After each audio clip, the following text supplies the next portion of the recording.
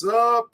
Happy 2023, whiskey friends, far and wide. We are live. It is a single malt Saturday. American Humble Malt Muser. What's good, fam? Great to see everybody here on the first live stream of 2023 here on the channel. Got a fun one lined up. If you didn't read the graphic, we got a three-way Lagavulin 16 blind tasting coming your way. This should be a lot of fun. I'm really psyched to reconnect with folks after all the holidays and the new year and everything that's been going on. So what's up? Drop in the chat, say hello. Let me know where you're coming from if you are so inclined. And I'm going to give folks some shout outs. Who is up at the virtual bar already? We got some people in the house, which is great. First in the door for 2023, it is our friend in Jupiter, Florida, Mr. Gervik. Hello, everyone. Nice to see you live again. Exciting show. Yeah, I'm looking forward to it. Great to see you. Hope everything is good in Florida. Somewhere along the East Texas borderlands with Louisiana, it is our good friend Daniel H., the man with the wrench. Solange Daniel, my PlayStation 5 buddy. How are you, sir? Good to see you, man. Hope you're having a good night. Hello to you from Jupiter. There's our boy up in Ontario holding it down, our friend in Canada, Peter White. Mr. White. Great to see you, Mr. White. As always, Quad Cities is in the house just across the farmlands of Illinois, right on the other side of the state from me, from Chicago to the Quad Cities. Solange, Chris, great to see you, man. Awesome to have you in the house. Our boy out in Los Angeles. It's Cohen. What is good out in LA, SoCal? Greetings to Muser and the Malt Mongrels, as always, man. Papa Q in the house. What's up, man? Omaha. All right. Cheers. What's good in Omaha, man? Awesome to have you here. Welcome to the live stream, and hello to everybody who hasn't chimed in the chat. All right, so I am warming things up here, getting my palate ready, so we're going to start this pretty soon. I have a little bit of Colorado single malt from Stranahan's. Totally solid whiskey. And it looks like we have an appearance from our friend Winston the Whiskey Cat. What's up, Winston? He's got a new perch. As you can see, the setup's changed a little bit here in the Midwest Malt Den in Chicago. So Winston is going to potentially hang out here and do goofy stuff on the camera. What's up, buddy? All right. Mike B's here. What up, Mike? Maryland. Happy New Year to you too, sir. So what's everybody else got in their glass? We're going to get this kicked off in just a few minutes. I want to wait just a few more minutes for a couple other folks to come in. We got 12 in the house already, which is great. It's awesome to see you all. And then I'll give you a little rundown on how we're going to do this. And we're going to do this blind tasting. 3 decades of Lagavulin 16. Well, maybe, yeah, 4. Yeah, decades. A lot of Lagavulin 16 coming up. So this should be cool. This, however, this Stranahan's, which is, has anybody else had any of this stuff from Stranahan's? I really like their sherry cask, but these other ones haven't been all that interesting. This is totally solid and a really good palate starter. Let's see if Winston the Whiskey Cat even likes it. Nah, he's picky. He don't like much of anything. No, he did lose his Karch's table. It is now a Karch's shelf, and he's giving me that indignant look. Well, we'll see what he thinks about the Lagavulins. Yeah, for real, man. All right. So this is the way we're going to do this. In order for me to do it blind, I got to code these glasses in a way. So this is the way we're going to have it. I'm going to drop the color codes in here. And what I'm going to do is cover these up with numbers. So I'm going to show you what I mean. So I'll post this periodically so everybody knows when the reveal comes what the winner is going to be.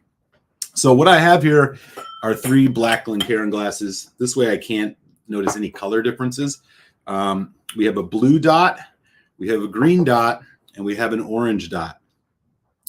Those, of course, mean the blue is going to be the White Horse Distillers version of Lagavulin 16. The green is going to be the early 2000s bottling the Lagavulin 16, and the orange is going to be the 2022 I want to take a second and thank two of my good whiskey pals for providing these samples generously. Mike B, thank you so much for the White Horse. Rob MC, Pittsburgh, thank you very much for the new 2022 Lagavulin. And definitely recommend you all check out MC Squared Whiskey channel. You can find Rob and good people over there. And I want to make sure I give them a shout out for the communication we had on the live stream that turned into this happening, and another shout out to Daniel H for this. So the way I'm going to do this, I'm going to put these codes, these dots here on the bottom, and then I'm going to put numbers 21, 22, 23 over these. So we won't know what they are. And the way I'm going to do it is basically eliminate. We're going to do it like this. I'm going to eliminate, down to one, choose my favorite. Then we'll reveal what they all are. And so I'm going to, of course, guess which they are. And I'm going to reveal what they are, and et cetera, as we do the tasting. So without further ado, I'm going to get these poured here. And while I do that, would love to hear folks' stories. I mean, Lagavulin 16, an absolutely classic single malt Scotch whiskey from Islay. Lagavulin for years and years, I think up until 1989, was owned partially or totally by White Horse Distillers. That ownership changed when they joined the Classic Malts portfolio in 1989, and that eventually became Diageo. So we got some different whiskeys from different times and even different owners. These are all bottled at 43%. They're all 16s, etc. So no difference on the ABV. So I'm going to get these poured right now. But in the meantime, would love to hear, folks, what are your first times ever having Lagavulin 16? What memories does it bring up? Is this still a whiskey you go for? Would love to hear what folks got to say. As we do that, I'm going to get these poured. Here comes the blue and the White Horse Distillers Lag 16. Got that. I have the bottle here of the early 2000s. I have on word from the folks at Lagavulin that based on the label here, that this is from the early, this was bottled in the early 2000s. So this juice is probably late 80s, late 80s probably. I think that makes sense. Mid to late 80s. This is going to be the green. And try to get these as even as possible, but it doesn't really matter. I'm not going to pick them up that much. So before we do the tasting. And here is the sample of the 2022 bottling of the Lag 16. All right. Okay. So we got these poured. Again, just if you're joining, you'll know this. You want to know this later. The blue dot is the White Horse 1990s Lagavulin 16. The green is the early 2000s bottling. And the orange is the 2022. So what I'm going to do is I'm going to mix these around, trying, confuse myself on it, and I'm going to slide these number stickers underneath so we won't know which is which. And as I do this, I'm noticing a good comment here from Mr. White. First peated purchase, now priced out of my desire in Ontario. Yeah, it has. The prices of this have been crazy. I mean, here in Chicago, it's $140 a bottle, which is just absolutely absurd, considering that not so long ago, this was like a $70, maybe even $80 bottle. My money's on the White Horse. Big surprise. I'm guessing so. I mean, it's not necessarily a contest. It's definitely just going to be a tasting. So we'll see how it goes. We'll see which one. I'll be surprised if it's not the White Horse, but I don't know. Like B, it's really amazing how different the White Horse Lagavulin 16 is. You can detect some similarities. Yeah, I'm interested. All right, here we go. I'm going to put these stickers on the bottom. If you want to look and see what color this one is, this is going to be number 21. All right, if you want to take a peek and see which color this one is, this is going to be number 22. And if you want to take a look at what this one is, this is going to be number 23. So this is the double blind process, which makes sure that I really don't have a damn clue what they are. And I'm not going to look at the numbers too much on the bottom right now as we get into this tasting. So move these around a little bit. And we are going to start things off. We're going to go neat. We're going to put water on it. We'll see how it goes. So the first one we're checking out is number 23. So here we go. Lagavulin 16 blind, y'all. Let's check it out. So right away, it's definitely got that wonderful kind of maritime sea Lagavulin quality, nice smoky peat. I always find Lagavulin to be more of a smoky whiskey than peaty. Well, I mean, it's peaty, but it's also, the smoke is just a more prominent note for me on this. It's a little sweet, caramel, brown sugar, a little bit of kind of almost like dusty cookies. Nice. Okay. That's the nose on 23. So let's just give it a taste.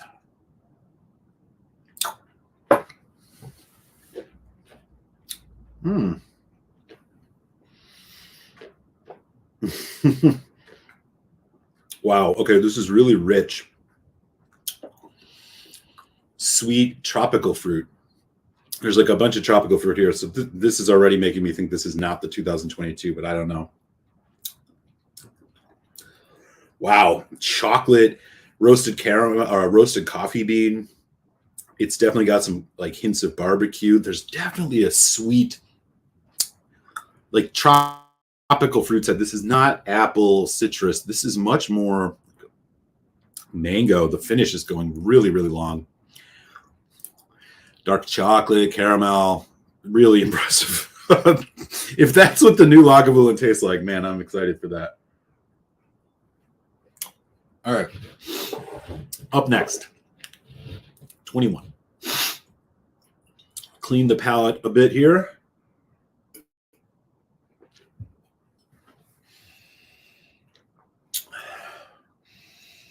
Wow, the nose is similar. A little bit sharper, a little bit oakier. This one definitely has a more, I don't know, it has those kind of classic hints of age. Kind of drier, charred oak.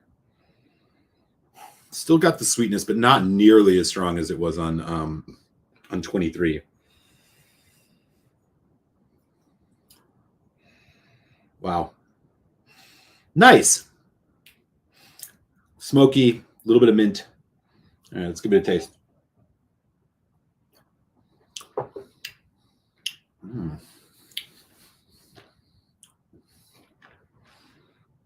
Very, very similar, rich, toffee, bourbon cask driven.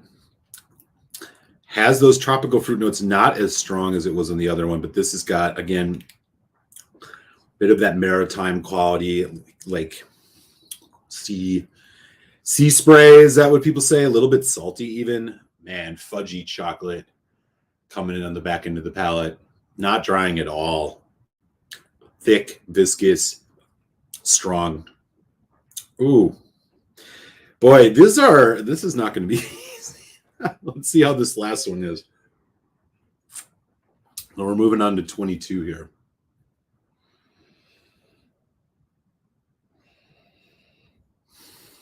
Whoa. Okay, so this one is a bit different than the other two.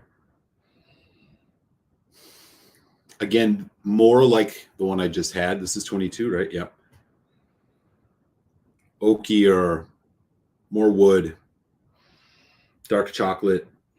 But there's like a berry note. There's like a red, like blackberry or something. It almost has like a tawny port type note to it. Chocolate, peaty, smoky. Whoa. I'm actually getting a little uncertain on these. Honestly, those first two were really quite good. Let's go in on this one for the nose and the taste.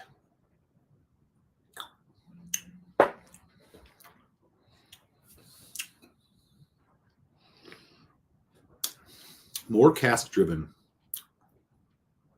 Oh, that little berry note is there again. Not as much tropical fruit on this. Still, it's got a good viscosity. Ooh, okay. A little edgier, a little bit spicier. The finish is showing this one a little bit more. I'm actually thinking this might be the 2022. That malted milk, that roasted nut note that you kind of get on the finish of all of these is here for sure, but it's, I don't know, it's missing a little something. Okay. All right, so there we go. I'm going to try not to look at the chat. So, in fact, I'll turn it off. That way I can't see what anybody's talking about. But so far, I think 23 is my favorite, which was the first one I had, and then 21, and then 22. So I think that's how it tasted neat. I'm going to do 4 drops of water on each of these just to give this a little bit more of a test here. If I was to take a guess at what these are, I'm guessing 23 might be the White Horse. I'm thinking 21 might be the early 2000s bottling, and 22 might be the newest one. That was the last one I did, right? 22. Yeah, this might be the newest one, but I don't know. So we're gonna do this in reverse order this time. I got some nice cold filtered water here in the Glencairn pitcher. We're gonna start with the number 22. All right. On the nose. Wow. It almost has like a funk to it.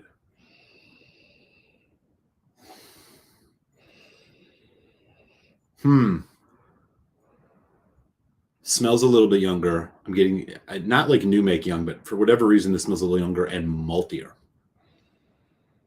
More balance. Maybe that's why it smells younger. The nose is not, it's just not quite as interesting. It's more vanilla and cocoa driven. Yes, there's the peat and obviously the smoke, but it's not, it doesn't have that other dimension that those other two have. All right, here we go.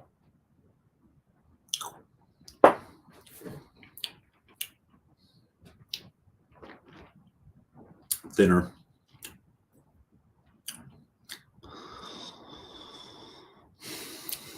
Still not drying. Smoke. A bit ashier, a bit more spice. I'm getting like cinnamon. I'm getting a little bit of like clove, nutmeg. No, not nutmeg, more clove allspice. Finish is medium. Vanilla, chocolate. It's lost a bit of that fruity dimension. This one didn't have it as much as the other two, but it's lost it even more here with water. I don't know. Boy, if this is not the 2022, I'm going to freak out. Okay, moving on. We are now back to number 21 here. I'm going to do 4 drops of water. Really hope I'm not embarrassing myself right now with this. Oh, shit. All right. Nose of number 21 with a little bit of water. Oh, wow. Creme brulee. The nose on this is stunningly better than the other one. Like fresh roast coffee. A little bit of oak. This one has also lost a bit of its tropical fruit notes. So far, I think the nose on both of these was better neat, but this one just seems like it has more depth. It's got bolder flavors, but also a more complex flavor notes here, or nosing notes here. It doesn't have the funk, which I think is actually kind of a good thing. All right, here we go.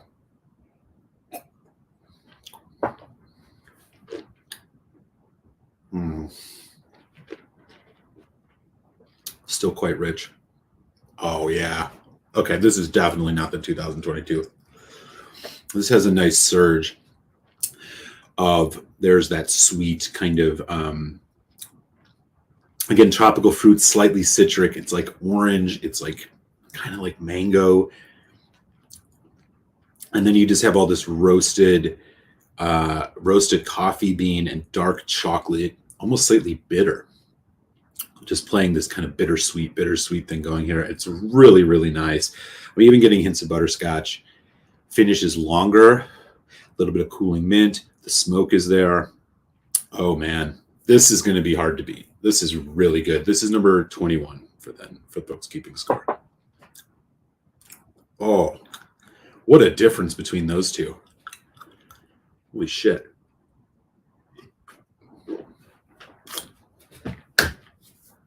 I think 21, was this 21? 21 is almost certainly going to advance here.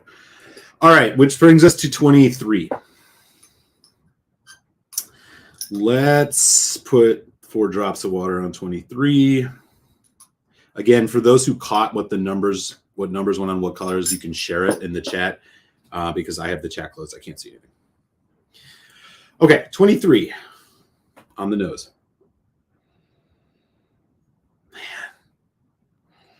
Still bursting with a lot of that tropical fruit. It's sweet. This one is not as oaky. This is the least oaky of the 3. Musty. Oh man. This one seems the most balanced. Every time you go in, you're getting something different. Nice vanilla, hints of butterscotch. Again, the tropical fruit thing, I can't emphasize that enough. It's just huge in this. Oh, this is really nice. Bit of alcohol. No, it's almost, it's some type of spice I can't quite name. Again, profile sweet, spice, sweet, bitter. Here we go.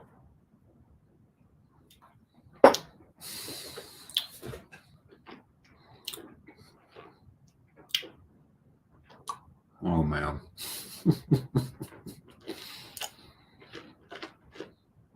It's like a chocolate fudge brownie. Roasted nuts. Huge mouthfeel on this. The water has extended this development so much. This is really good. It's full on chocolate, vanilla. The peat is there, but it's like complementary. This one I think is the least like overtly peaty because I think it's the most balanced. You get a slightly drying finish here, but it is going on and on and on. Wow. There's that like tropical fruit thing too popping at the end. Just giving this another accent that is really playing off this kind of boldness that it has. Wow. Okay.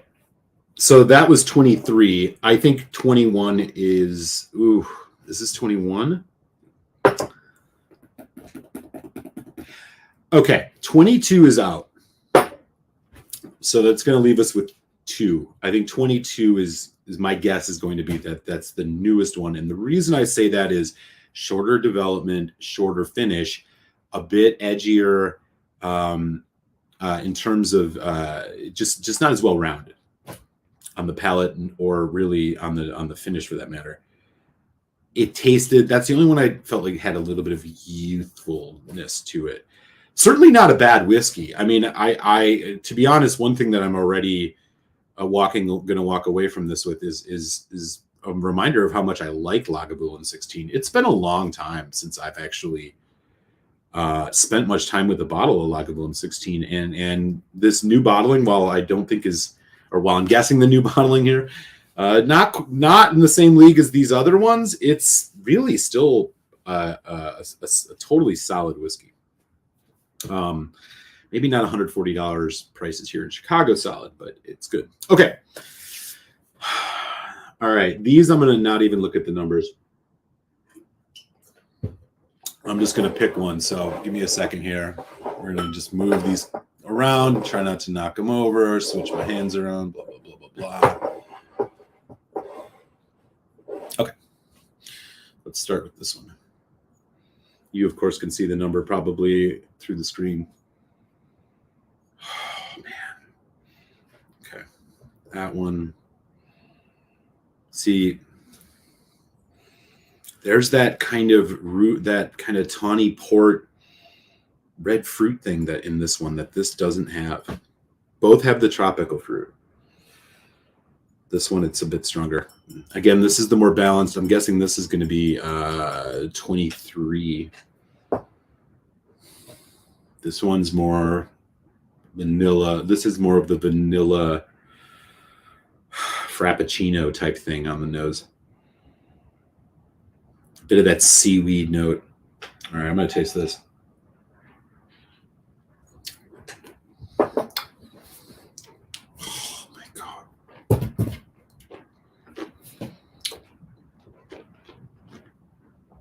It's awesome. Simply awesome. The richness, the richness on this, and I can't, I'm actually really surprised. I just don't remember these being this rich. It is a full mouth coating at only 43% ABV. Really covers the palate. Long development. This one is, again, a bit more, I think, cask influenced. A lot of just dark cocoa, like hot chocolate cocoa. There's those pops of tropical fruit here and there. It's got a bit of that umami kind of seaweed note. Nothing in the way of like heavy spice. Nothing like pickled ginger, hot cinnamon. Not at all. Okay. Let me try this one again.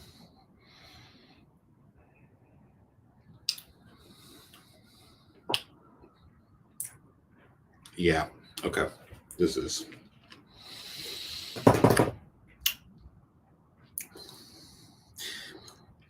This one is more of an event right away. The other one takes kind of as a slower burn. This is just huge. Again, no, really well-rounded, no edgy alcohol notes. It's got that kind of red fruit, like stone fruit, almost like more like plum, like a plum kind of thing going on. Both exceptionally good. Damn. Okay. I'll do one more taste of each of these here. This one.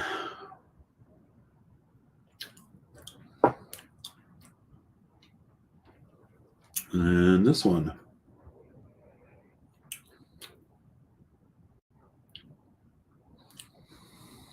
Fuck. This is tough. Okay.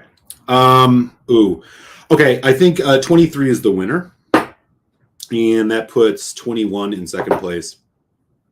And the reason I'm taking 23, it's got a longer development and a longer finish. It's the most balanced. I think it's the least intense. That's not saying much considering these are all pretty intense. It just has this other element to it that the others don't have, and that's this, again, like stone fruit, almost like overripe red fruit note, kind of a plum, maybe prune type thing. It's just got a little bit more going for it. And I mean, obviously with these, I'm going to guess accordingly. I'm going to guess that the number 23 is the White Horse Distillers 1990s bottling. I'm going to guess that 21 is the early 2000s bottling. This one is the distributed by Shefflin and Somerset.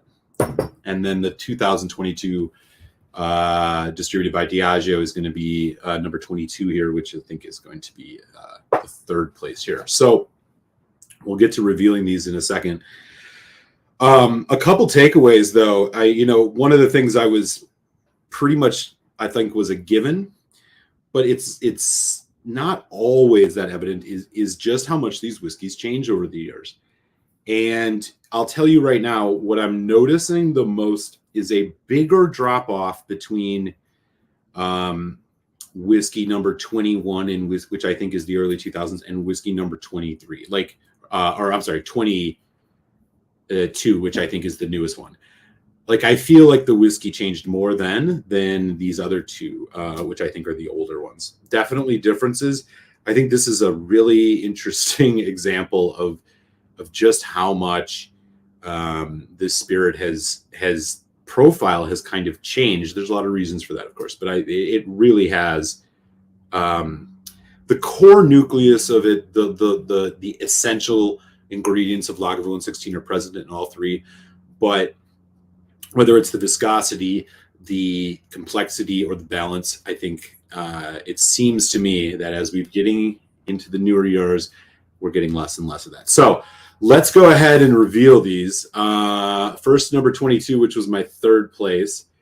Please do not be the White Horse, or I'm going to freak out.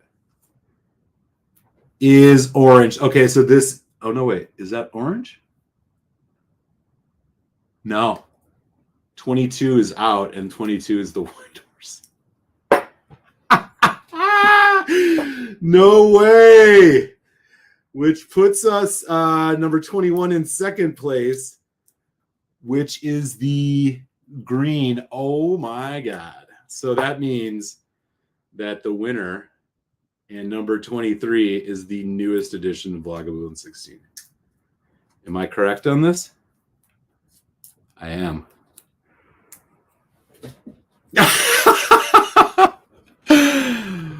Well, how amazing is that? This is why you go blind. I am stunned, to be honest with you. Mildly embarrassed. But yeah, man. Okay, so I was right about that. Let's dive in a little bit more here. All right, so let's go here. Okay.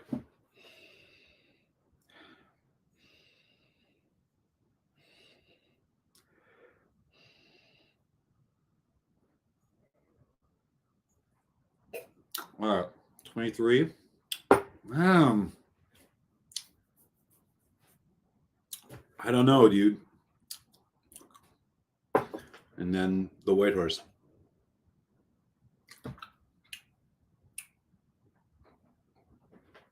Wait a minute. Did I mess this up? No.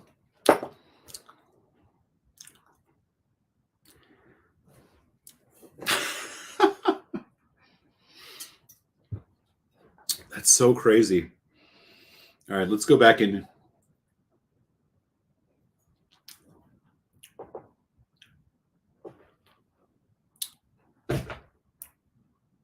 What can I say?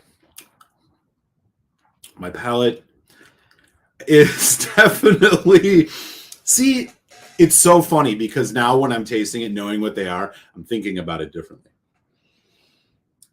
That was fun. I'm really impressed. There's something about...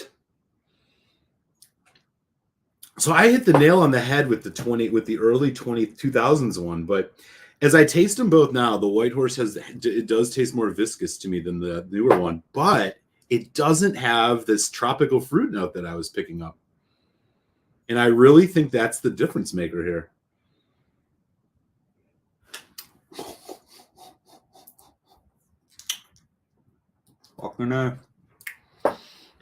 Well, there you have it, y'all.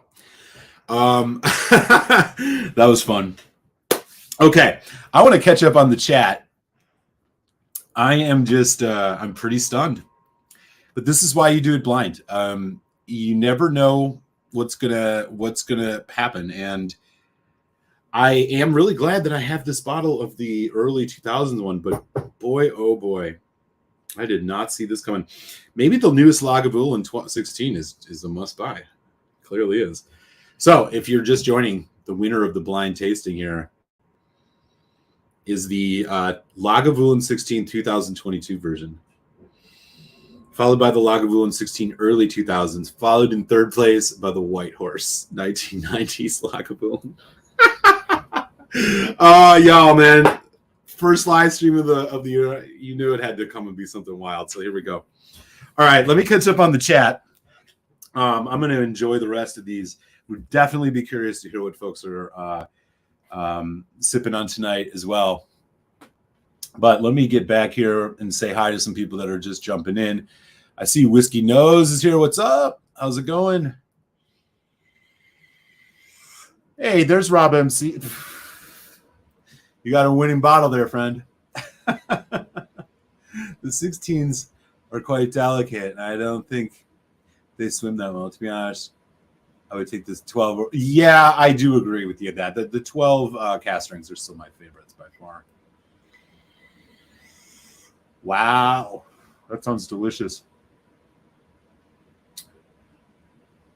Indeed. I never going to see those Glenskoshes here in New York. What's up, Jack? New York City. How are you? Yeah, no, that's definitely the case. Kapil, how's it going? Our good friend over in India. What's up, man? Great to see you. We got 22 folks in, man. Hello, everybody. We just had I just had a very humbling whiskey experience. A lot of fun. As I was saying, I think all of these are really good whiskeys. I'm just stunningly surprised at the results of this, which was fun. Matt D, how's it going?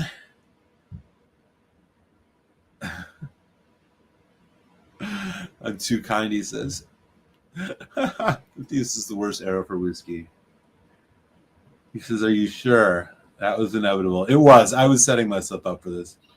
Yeah, it must have been that. It must have been that.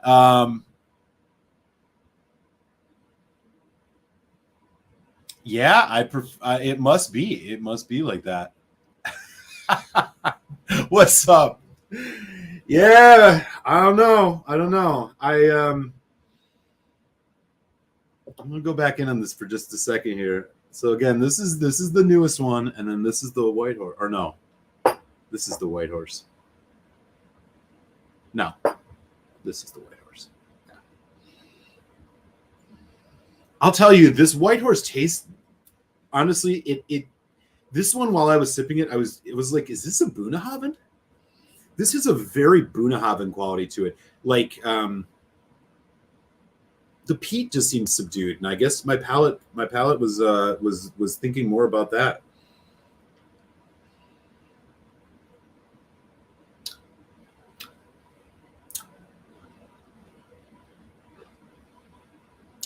Man, see, I don't know. It's just got a little bit of this edgy note to it.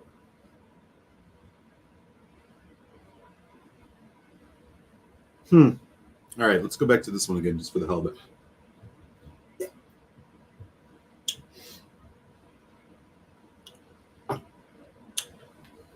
No, man.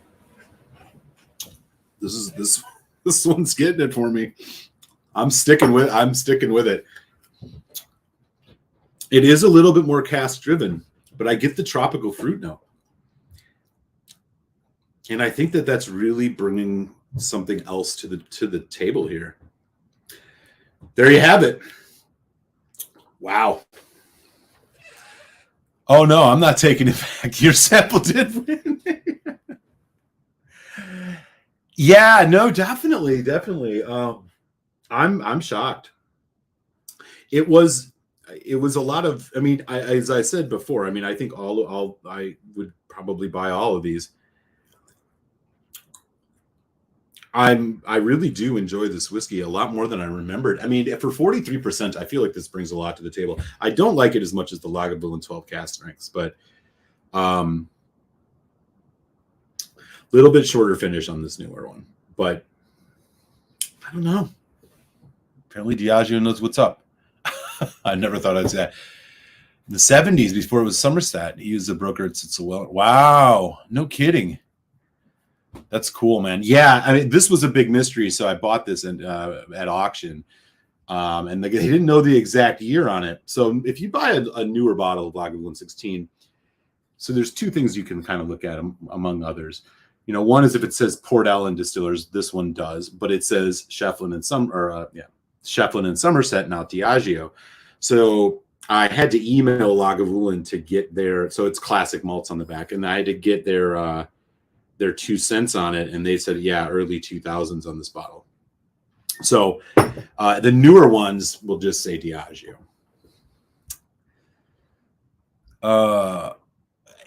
Yeah. Well,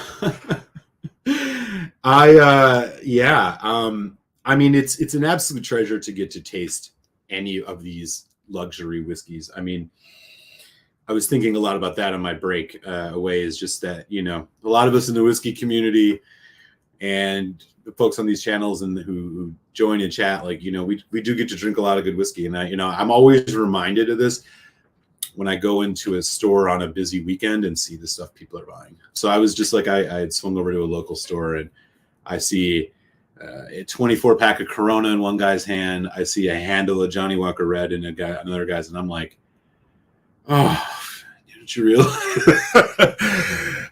So we're spoiled and we're lucky that we get to enjoy spirits this good, and it definitely is humbling when you look at some of the stuff people are drinking. Yeah. Orange was the winner, right? 23. Yep. Yeah.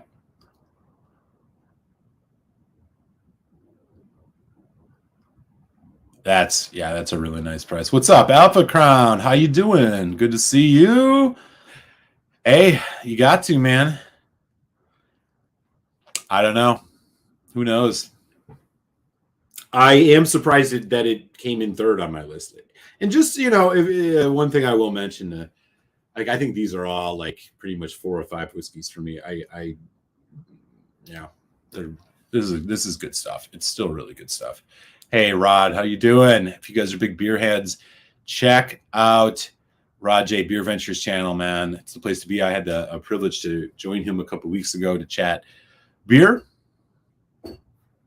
And you should definitely check it out if you are into that. Nice. Yeah, me too. I would sell a White Horse bottle and buy a bunch of stuff from the UK. Yeah, I actually don't. So just a reminder. So this was provided to me by a great friend of the show, Michael B. So thank you, Mike, again for the sample. This was awesome. What do you think of the 2022 Aforementioned? I like it. It is my second favorite. I think the Guinness cask was my favorite. I think the first one is my least favorite. So I quite like it. In fact, the next review that's going to drop here on the channel is of that exact whiskey. You should probably see that a little bit later this week. That should be fun. So keep an eye out for that. I quite liked it. I think it was a totally solid stuff. Interesting. It really is. And you know, you see, like I was saying, man, some of the stuff I saw people buying, I was like, oh God, here you are in this beautiful store with just amazing products, and you're gonna blow your money on that. Barbecue. Have you tried Lagavulin 9 Game of Thrones? Yes, I have. I quite like it. I found it when I was in California for a while, and they had a bottle of it for like $25, which was just like some crazy sale. I wish I had bought more. It's great.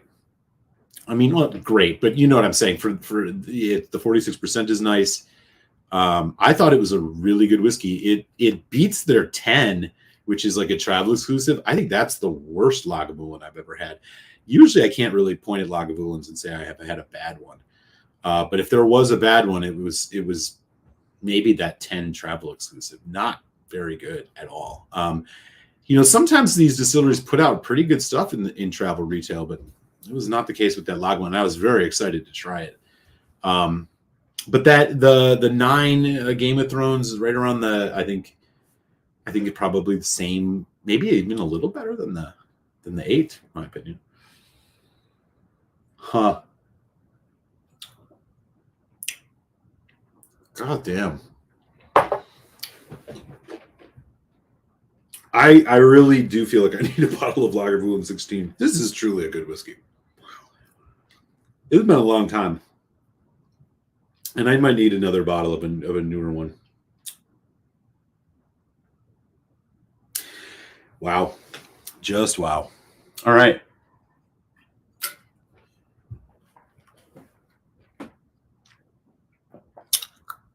Nice.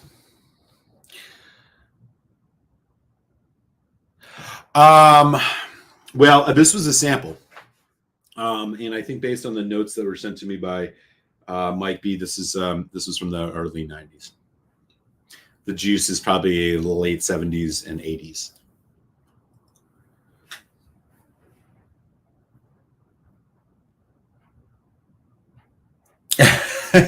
Hey man, when you do this, you do take a risk of something shocking happening, and it definitely did. I mean, now that I know what they are and I'm tasting them here, like I think I'm noticing more of the difference, but I still think that this new Lagavulin 16 is really good.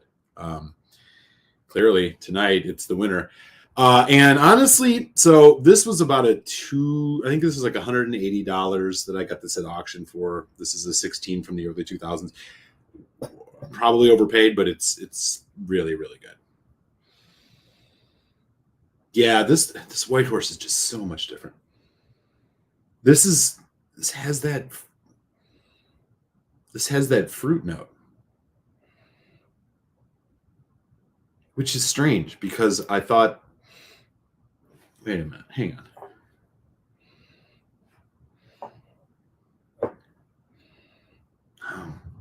So the dominant note on the newest one, coffee.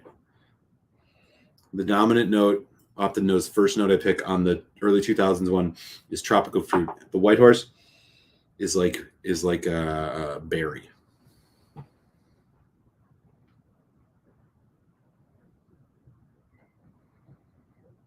I'm really either. Yeah, cheers, man. Maybe one day we'll have Rod join us and do a little whiskey tasting. We'll send him a couple samples and we can do it. Late 80s, early 90s bottling. Yeah, thank you, Mike. Thank you.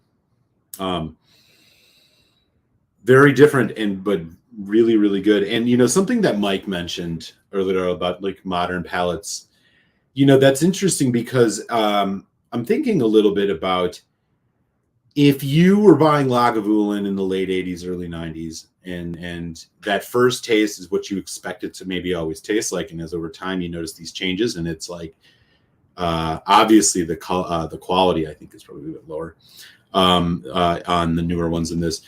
Like you see change differently, right? I mean, my first bottle of Lagavulin 16 that I owned was probably a 2000, I don't know, 15, 16 bottling, give or take. So it's like when it's the first time you have it, you don't really have a reference point for it.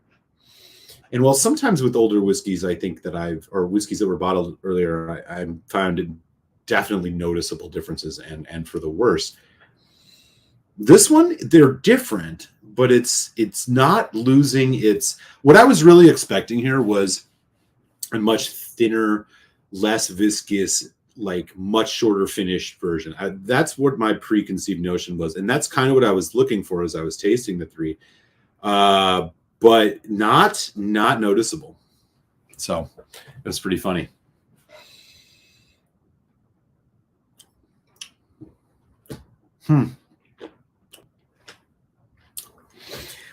I think about this a lot when with Laphroaig, and I've had some older Laphroaig 10s compared to the new, and I felt that they were just immediately noticeable. So it could be that to some respect, what the folks at Lagavulin have done, they've retained their classic profile a bit better over the years than maybe some of these other distilleries have. Again, I think that these are fundamentally their core, like essential things are pretty much the same. It's just about what else is popping here. And I guess that's a testament to the quality. I know they're owned by Diageo, which is always sus, but they clearly have been, I think they're one of those Diageo distilleries that, for the most part, us people in the whiskey community, whiskey enthusiasts, people who are whiskey drinkers, like real ones, not the people I was mentioning at the store the other day. Haven't really ever been disappointed with Lagavulin, right? I think there are other distilleries in the Diageo family of single malts that have definitely taken turns for the worse over the years. Oban, I think, is definitely one of those, particularly their 14-year-old. I can't comment much on Talisker. I'm not really a Talisker fan of Talisker whiskey, so I can't say too much about that. Kalila. I mean, Kalila 12, I think, is a pretty mediocre for what you have to pay for it. And I'm sure older bottles. But Lagavulin seems to be retaining its quality. They've resisted, I think, a lot of the kind of hyper gimmicky stuff that maybe some other distilleries do that catch flack for it. So, I think that's one of the things I've learned here. And I think I was expecting something more dramatic than what it was. Hey, what's up, Scotch Down Under? How you doing? If you folks want to take a second, go over, shoot a subscription to our good friends over there in Australia. They always put on some good shows. Genuinely good folks. Definitely want to support them if you can. I have a U.S. import gold print, according to the code, should be 95 or earlier. Oh, White Horse. Okay. Jimmy Drammer, how are you? That is the one that I really liked from Talisker. I liked their 18, but not enough that I think I want to get another one necessarily. I think I liked it more than I did the last time I tasted it when I first reviewed it. I don't care for the 10. I don't care for was it the Surge or the Storm? I didn't like the Dark Storm. I just don't. Their profile, it's too peppery. It's just not my jam. I mean, they make decent whiskey. It's just not my jam. I had one of the 8 cask strengths. I couldn't even finish it. I had the Game of Thrones. They're just not my. Their stuff's not my cup of tea, so it's hard for me to really comment much on there. But I will say that the Distiller's Edition, so like the Amaro cask, I actually really, I really enjoyed that. I was gifted a bottle, and it's pretty good. There's Rod's channel, folks. Go check it out. There's Scotch Down Under. Check them out. I'm trying to get post White House early 2000s bodily. Okay, still printed single malt Islay malt. On the bottom label. So this is in early 2000s. Again, they told me that this is Shefflin and Somerset distribution. So this is before it was distributed by Diageo. Classic malts, which of course was bought by them. It is Port Ellen, so we know it's not a White Horse. Does it say single Islay malt on it? It says single Islay malt whiskey right there. Yeah. I don't know if that's what you're talking about, but it says it right here. Single Islay malt whiskey. This is it's quite nice.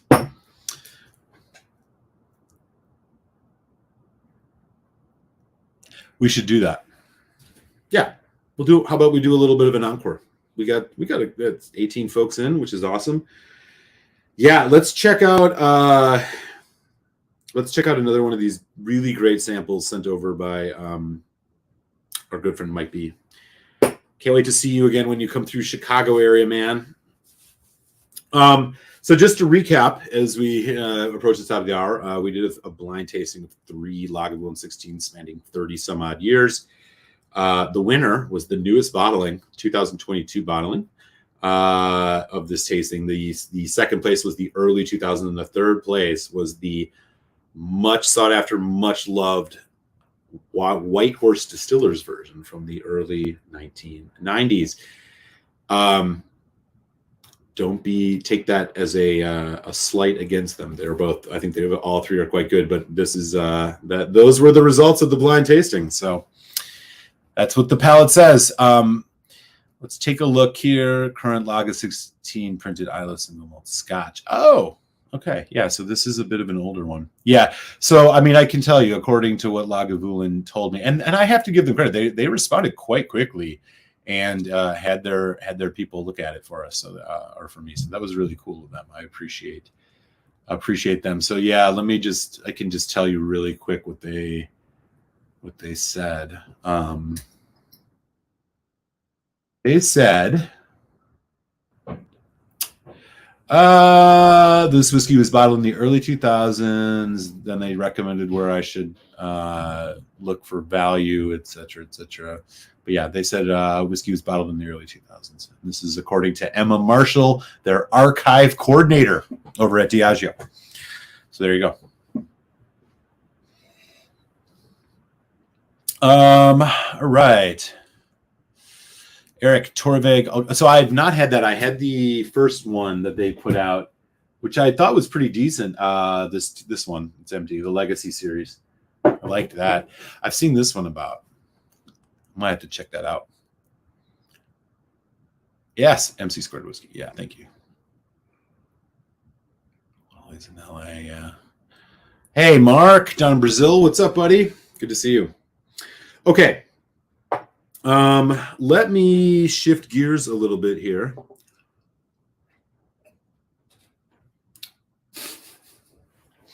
I'm still talking about that.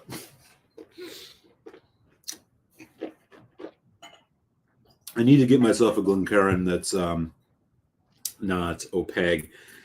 We're going to check out another whiskey provided to us by our good friend Mike B. It is a Bowmore from, what did he say, the 60s? We'll check it out. So let me go get another Glencairn. I'll be right back.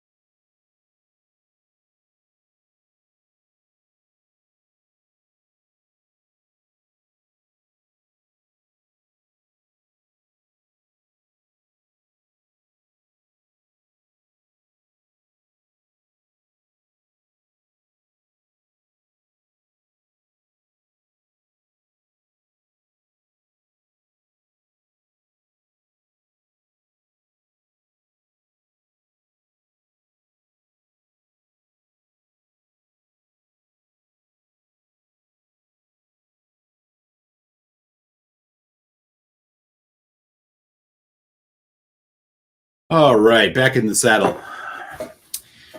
About to hit that 1 hour mark. We got 21 folks in. What's up? How's everybody doing? If you don't mind, while I get this poured, take a second, smash that like button, man. It helps out a lot. If you're enjoying the show, I appreciate the support. And of course, if you haven't subscribed, would love to have you on there. Okay, so this is another whiskey from our friend Mike B. This is the Bowmore Deluxe. I will give you the tail of the tape on this in just a second. This is something I definitely want to give a bit of time in the glass. Thank you again, Mike, for these samples. I've been sitting on these for well over a month while I was taking my vacation, as it were. And I've been really eager to get into these. All right, so this is the Bowmore Deluxe. Early 80s, late 70s bottling, 40% ABV, likely 1960s distillate. So there you go. If somebody wants to Google it, you can check out more deets there. But I'm going to give this, a bit of time to relax here in the glass. Oh, okay. We're going to let that chill for a second. I got a little bit more Lagavulin 16. Lagavulin 16 to drink. Wow. I really, really like Lagavulin 16.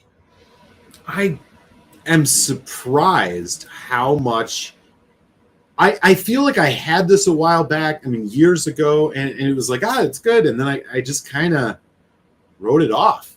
It's like a been there, done that, not something I need to repeat. This really is working for me. It's interesting how you can revisit a whiskey after some periods of time, and maybe your palate's changed a bit, or maybe what you're looking for in a whiskey experience has shifted in some direction, and something just reminds you and speaks to you again that maybe hasn't. Ardbeg Ugadal is an example of a whiskey that did that for me. And I actually just recently had some, and I think for the first time, it wasn't a mind-blowing experience for me. And then that's a whiskey that always was a formative one in my journey. So it's just fascinating how this stuff works.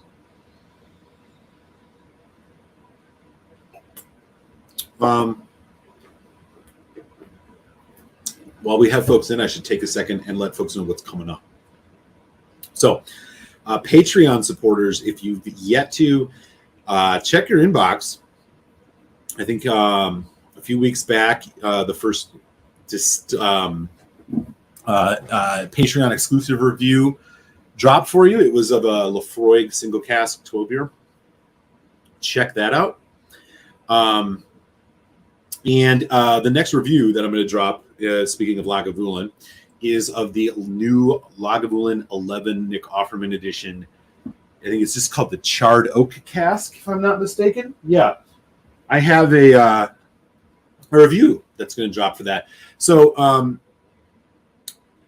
that leads me to one thing, just a little bit on the housekeeping side. So the every day or every Friday review drops is I've kind of put the sunset on that. So I'm going to kind of post reviews in a way that is more as I feel it's time to put them out. It'll give me more time with some whiskeys, I think, sometimes than being on a schedule, and will also give opportunities for these to post at times that folks maybe don't are paying or on YouTube longer during these times or something like that. So I'm trying to just kind of change it up a little bit. The Tasty Tuesday weekly live show is done. I won't be bringing that back in 2023, but you can count on at least 2 to 3 live streams out of me, if not more, every month, and they're going to be scheduled at different times. Again, the goal here being to make things a little bit more flexible for me, and also give folks who maybe can't show up on Tuesdays at 8 o'clock Eastern time the opportunity to come and hang out. So we're gonna flip the script a little bit here this year, see how it goes, and I'm really looking forward to it. And it's fun to be back enjoying whiskeys with you all. And we got 22 folks in. Appreciate you guys for hanging out. You get to watch me have some startling revelations about Lagavulin 16 if you missed it in that first hour. But here in this second hour, we are going to check out a very old bottling of Bowmore, a distillery that I know very little about.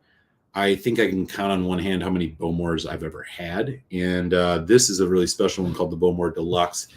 And according to our good friend Mike B. Says this distillate is from as early as the 1960s. So looking forward to that. And our Betty Brad over in Detroit is in the house. What's up, man? Sipping on the new batch of Lagavulin 12 cask strength. An awesome whiskey.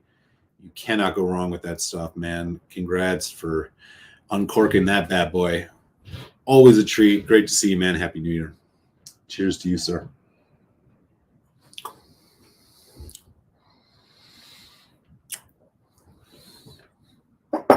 I can understand that.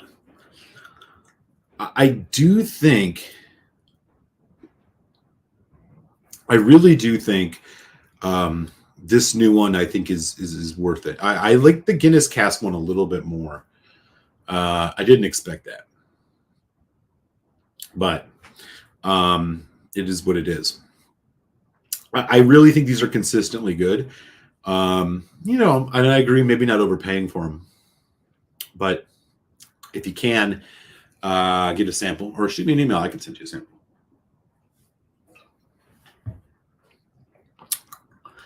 Hey, man, I appreciate it. Yeah, no worries on that at all. Whenever's clever. Yeah, I mean, I do have some things planned for this year. So normally I'll do some sample raffle giveaways, and I do some exclusive content that I share with folks. I'm cooking up a couple other ideas for our Patreon supporters. So if you want to be in on that, it's patreon.com/maltmuserwhiskey. You do get early releases of all my whiskey reviews, no matter what amount you're interested in contributing to the channel.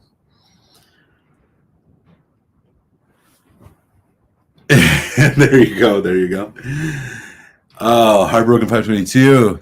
Some lager took up to 6 months to open up. Face red.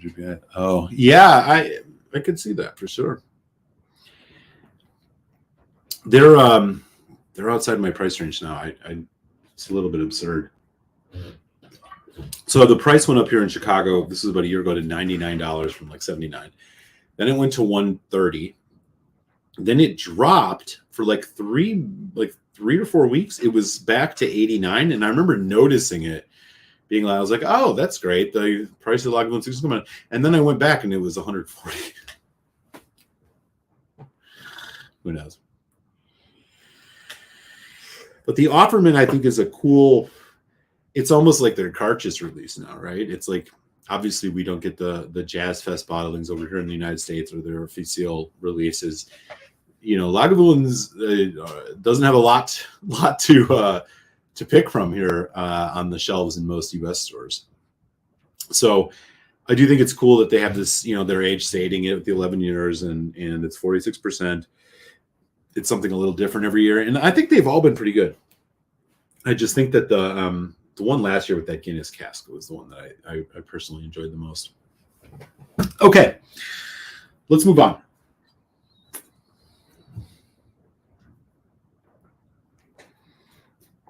All right, I'm gonna get into this Bowmore Deluxe.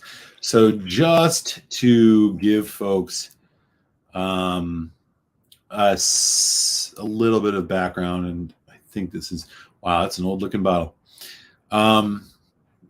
So this is like late 70s, early 80s bottling, which means the distillate here is from the 1960s. And again, I want to thank Mike B for this.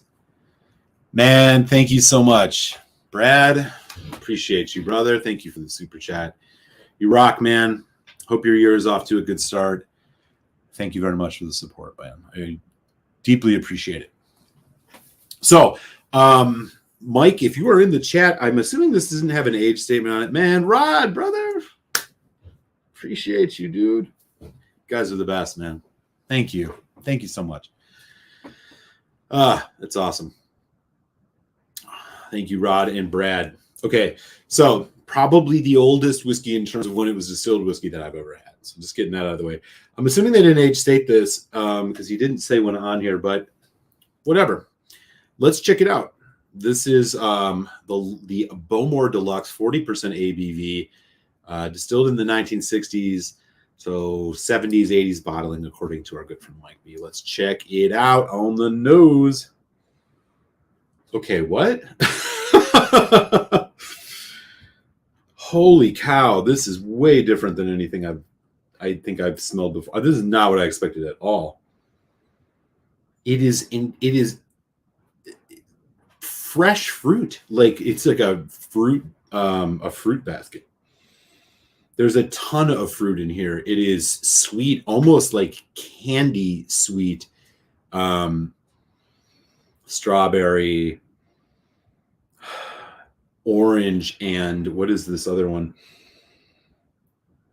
Oh my God, so much orange. Holy Christ, this is crazy. Wow. It's like an orange creamsicle with a nice amount of spice. This is not very smoky. Peaty, yes. You got a lot of that effervescent peatiness. It's not an overly smoky. But this nose is like you've bit into a very, like a piece of fruit candy. And orange starburst. Orange strawberry starburst. Like to the T.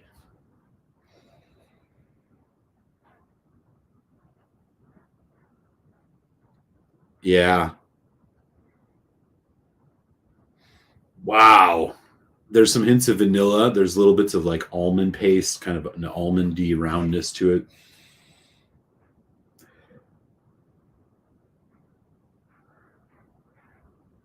Wow. This is, I mean, I don't think I can't think of anything to compare this to. Maybe like a Sauternes, like a very Sauternes forward whiskey, or almost slightly Manzanilla, but more Sauternes. It's that type of like sweet fruitiness that almost slightly dry white wine like fruit. And then again, juicy starburst candy type thing. Man, what a nose. This nose is straight up sweet in a incredibly unique way, almost like bubblegum. Yeah, that might be too far. All right, let's check it out. Again, thank you, Mike B, for this sample. Bowmore Deluxe.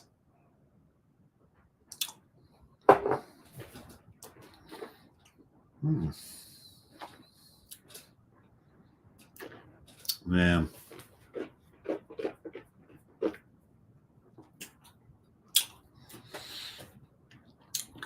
Oh, wow. You know, when you hang around whiskey people, a lot of folks talk about the 60s and 70s and some of the bottlings that came out then. And usually quite elusive to taste. So it's just it's a damn privilege to be able to even taste this. And let me tell you, I can tell you right now, this is like nothing I've ever had from like an Islay Scotch. Again, Islay Scotch is primarily our peaty smoky. For those just kind of getting into it,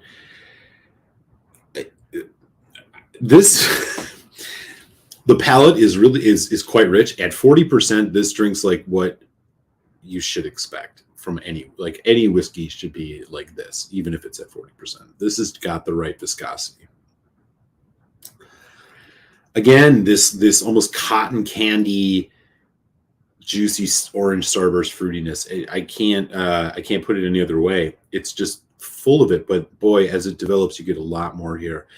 You get some classic kind of bourbon cast stuff. So you're getting some vanillas, a little bit of that kind of maple syrup, almost caramel, toffee, saltwater taffy. Yeah. Butterscotch. Seamless transition, long finish, sweet, like Smarties candy kind of sweet, and then you just have this nice effervescent champagne-like texture to it as it goes. This is fantastic and so strange. I think you could almost say that there's a bit of like an old warehouse funk to it, just a little bit in the background. And also, I gotta say, as I nose it more, there's some malt coming through, like a Bruichladdich.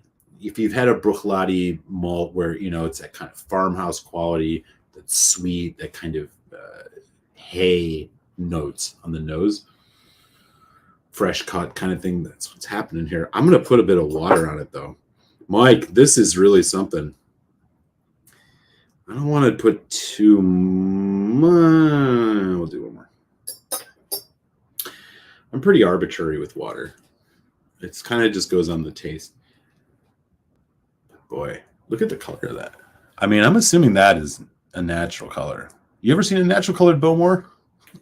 That wasn't from an independent bottler? This might be the one.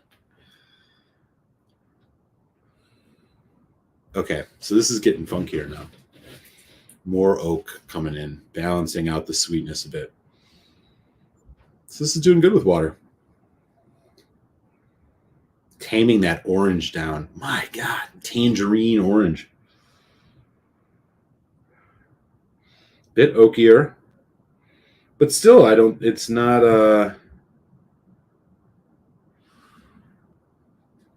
yeah. All right. Not much different on the nose, more lemon lime.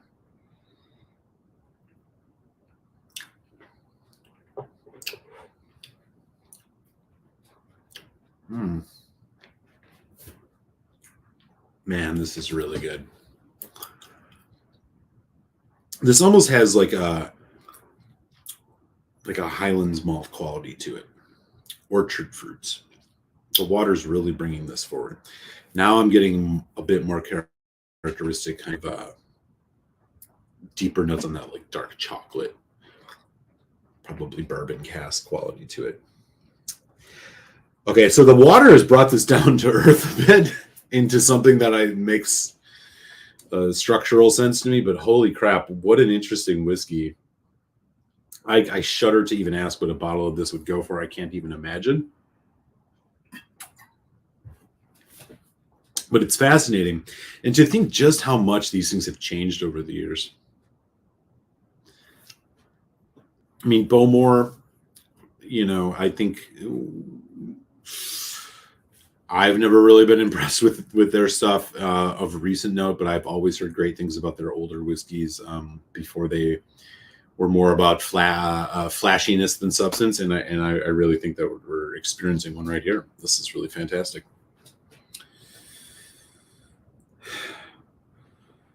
Wow. Mike, you know how to pick them, man. This is really interesting. That orange sweet note is just, it's really like, I mean, it's almost got pineapple quality to it. I've just never had anything this, it's so forceful, concentrated. Anybody else ever had this before? Let me know in the chat. Mm-hmm.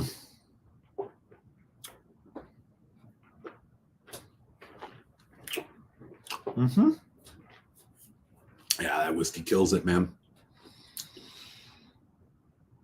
Love that kind of white wine finish. Get a bit of that tart, a bit of the sour, but it's not, it's secondary to this really nice viscous mouthfeel. 40%. I've never had a 40% whiskey that had a mouthfeel this oily. Man, times have changed. Really, really nice stuff.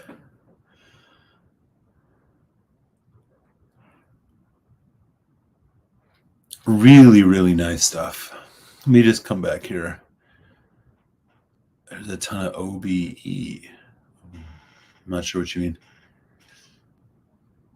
Tropical, yeah, right, man. Jesus, it's crazy. Okay, yeah.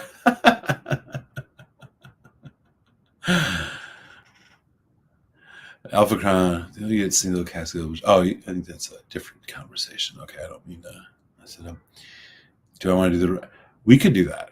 Yeah, let's do that. All right, we're gonna keep the fancy whiskeys going here. Really, really like this Bowmore. This is the best Bowmore I've ever had. That's for sure. I've had an independent bottled That Boutique Whiskey Company 15, which was really, really good. I've had their 10, their 12, and their 18, all of which I found to be really, unfortunately bad. The 10 was bad. The 12 was pretty bad. The 18 was incredibly underwhelming. They're one of those, that I think I will only seek independent bottlings of. And a lot of folks have told me that. Wow. Tropical fruit bomb for sure. What an interesting whiskey, man.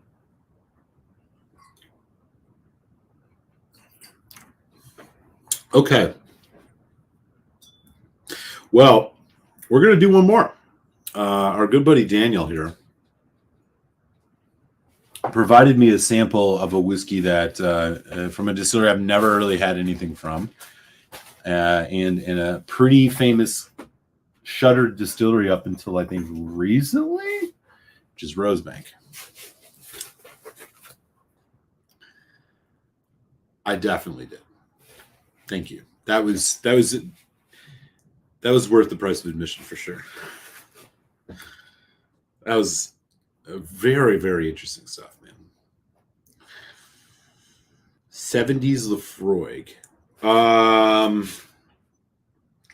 Is that in here? I'm looking at Rosebank 21. Is there a 70s Lafroig in here? Why don't we do the Rosebank? I don't think there's a 70s Lafroig. Do I have a 70s Lafroig? I don't think I do. I have a 70s Bunnahabhain, 37-year-old Bunnahabhain independent bottling that was distilled in 1980, so it's probably got some 70s juice in it. I've never opened that, though. Yeah, I don't think we're going to do that tonight. Cheers, man. I think we're going to do the Rosebank. So our friend Matt, Daniel H. here, provided me this sample of Rosebank, 21 years old. 55.3%. This was bottled in 2014. Rosebank is a shuttered distillery. And I have never had a Rosebank that I can think of. So to follow up on these delicious old whiskeys, we're gonna keep it going here with the Rosebank. Oh, okay. Let me get a clean glass for this one. I'll be right back.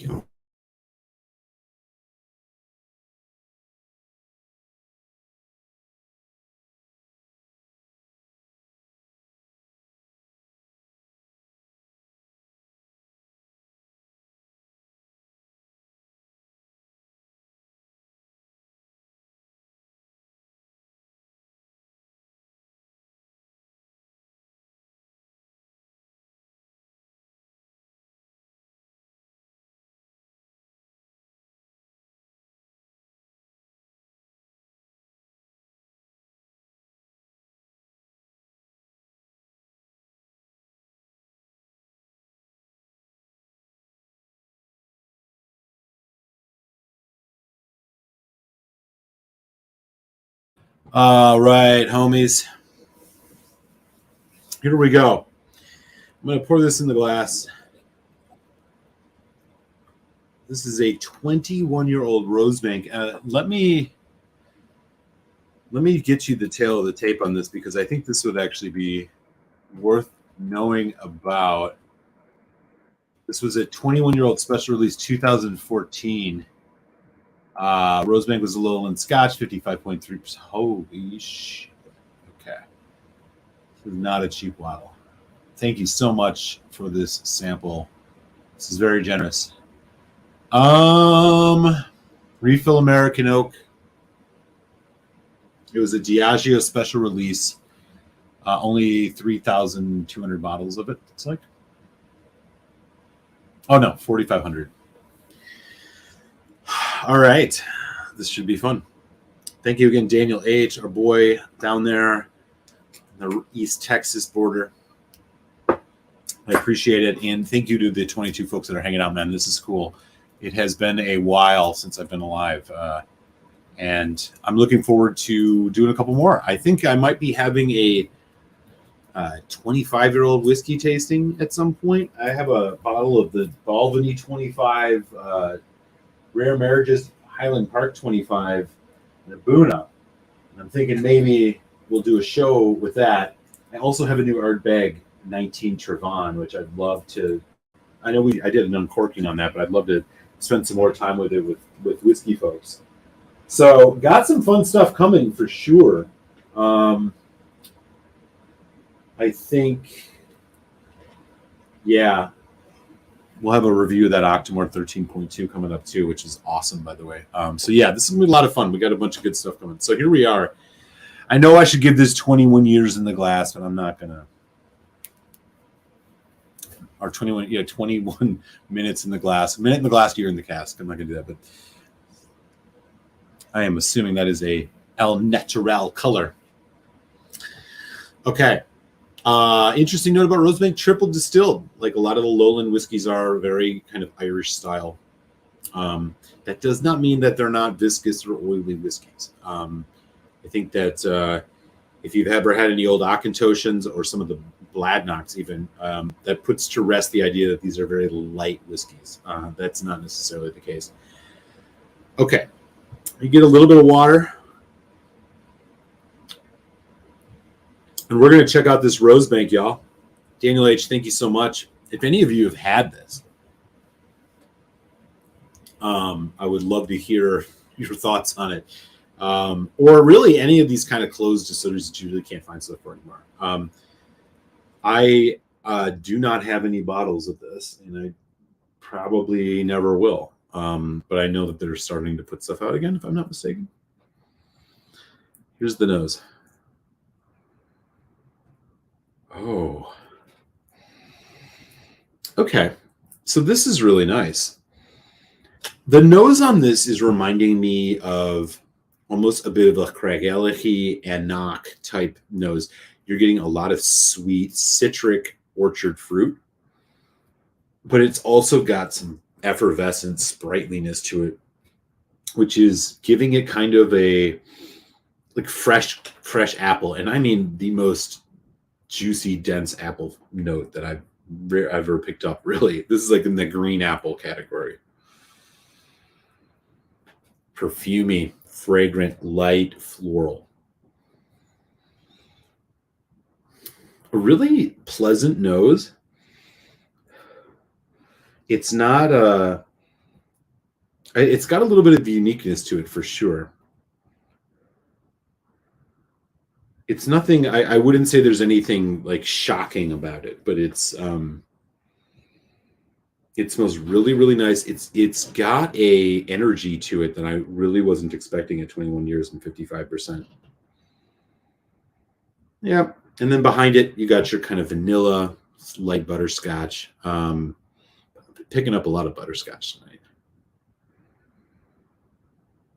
Green apple, pear, fruits galore in this. All right, let's give it a taste. Rosebank, 21 years old.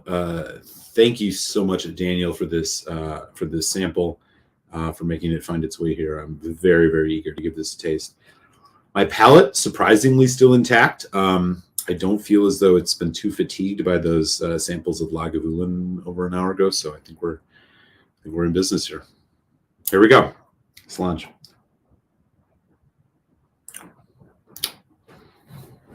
Oh.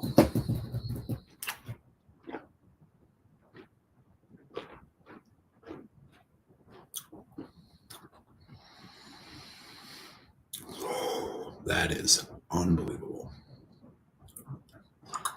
Oh. Okay. Two things to say about this first. Number one, this is one of the more delicately oily whiskeys that I've probably ever had. It is like, oh, that finish is awesome. It's like velvet, man. I mean, it is just rich. It is, but it doesn't have dark, deep flavors. It's light, fruity, effervescent flavors, but it just keeps going. Vanilla, again, light vanilla, light chocolate, and then you have all of this citric quality. Lemon oil, definitely more like a lemon oil than lemon juice. Concentrated lemon note in a very like Craig Ellicky, Glencadam type way. Tons of biscotti, kind of almond bready notes. A surge of light fruity spice, almost like you're surprised that it happens because this is a 21-year-old whiskey, but it has this like youthful effervescence to it that just surges through it with a bunch of flavor, especially on the back end of the palate. Green apple still here, the pear notes, the mango fruit notes, a little bit of honey. This is really, really freaking good.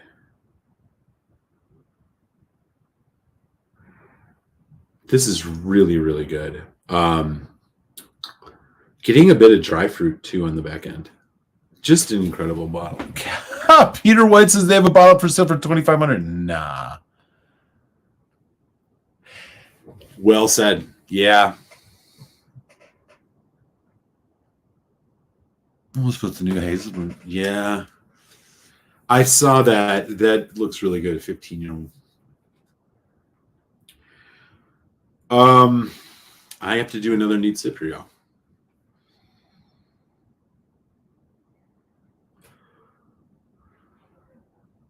Man, again, like these oranges, whiskeys like this, you just don't know what to. I mean, much like the Bowmore we just had, it's like it's so much fun, and it gets harder and harder as you go along in your journey to really be thrown for a loop with a whiskey. I mean, you kind of have a sense of what to expect with a lot of them, and this Rosebank, much like that Bowmore, have been really different, and that's fun. And no matter where you are in your journey, you can you can find these opportunities, and I think it's always a good thing because, you know, it challenges your palate. It expands your horizons really in terms of what to look for in whiskey. But it gets harder as you move along in the journey because, you know, you start looking at bottles that are more expensive and, you know, et cetera, et cetera.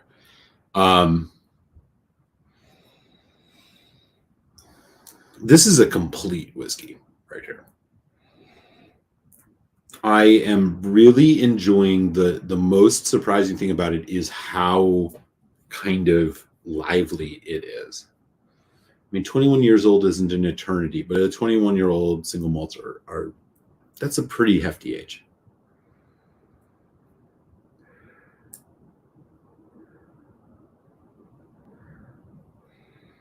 Wow.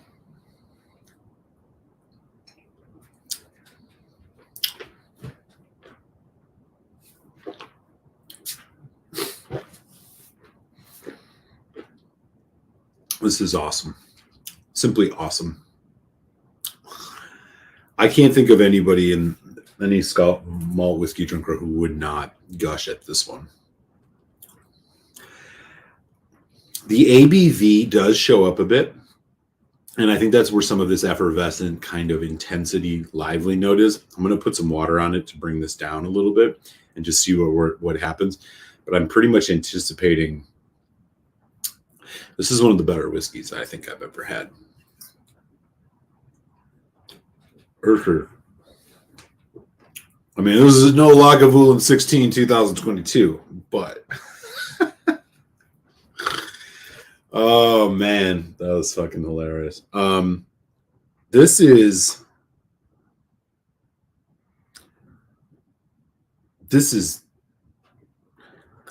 stunningly good.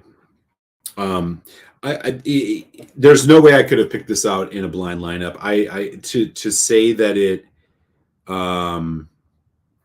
has any like that this has any characteristic lowland style, I would have not been able to pick that out. This tastes like a Highland malt to me.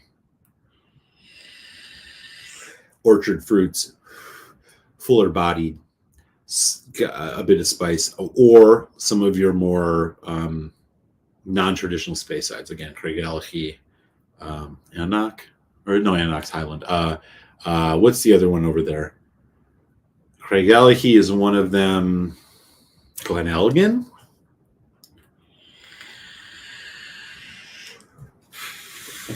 This shit's crazy. I get it now. For those of you who've had Rosebank, I get it now. I am putting just 3 little drops on here, maybe a half teaspoon. I don't want to, with older whiskeys, you don't want to overdo it. Yeah, I've heard that. That's true. Yeah, this is a lot of fun, man. This is a lot of fun. I'll have to go back in the description and mention these other whiskeys we got to taste. This is just so cool. Thank you guys so much for these samples too. This is just a real treat.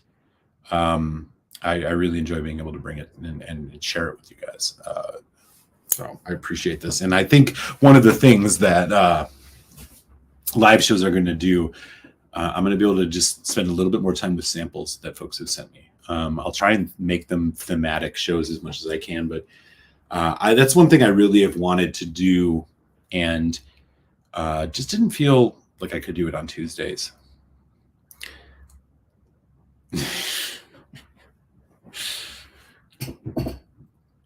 Yeah, here we go.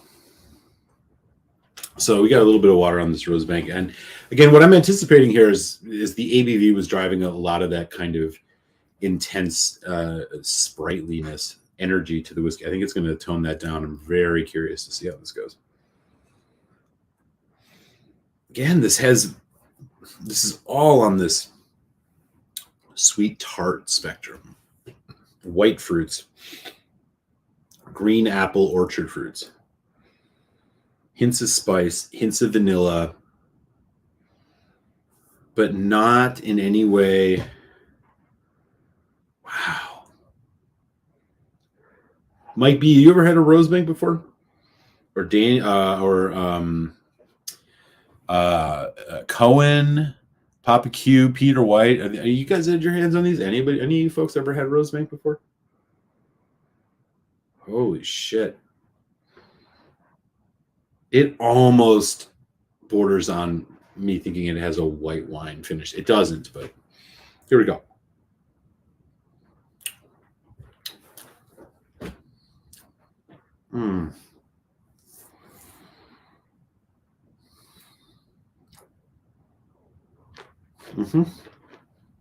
So as expected, it's brought down that intensity. It's creamier. Oh, fuck. Yeah, this is... I don't know what the going rate is. Mr. White said Cask Cartel is at 2,500. That's wild. I love this whiskey. I freaking love this.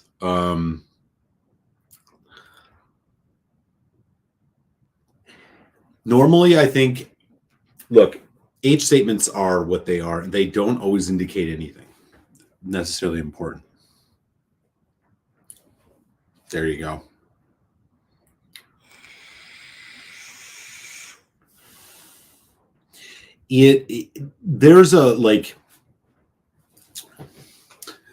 There's kind of a formula. As whiskeys get older, you tend to find them to be, quote, more rounded, right? You don't have a lot of like imbalanced, I don't know what you want to call it, whether it's like spices or just kind of intense notes from the cask even.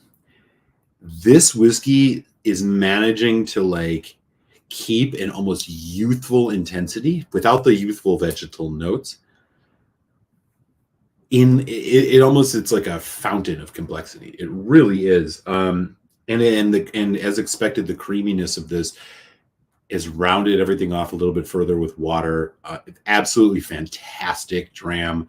This is a unicorn bottle for sure. I'll never probably be able to own one. Daniel H., you are a lucky man to own an entire bottle of this. What a dram. This is going to be so much fun for you to explore. I mean, this is an easy, even at the price, this is a 4.75 out of 5 type whiskey. It's not even a question. It does have a bit of that Bruichladdich, or the note that I associate with Bruichladdich malt, which is that kind of fresh cut hay barnyard thing. Not the cow dung, but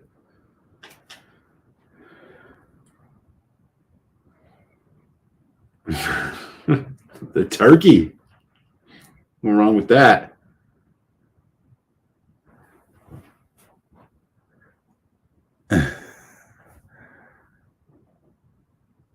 Let's go.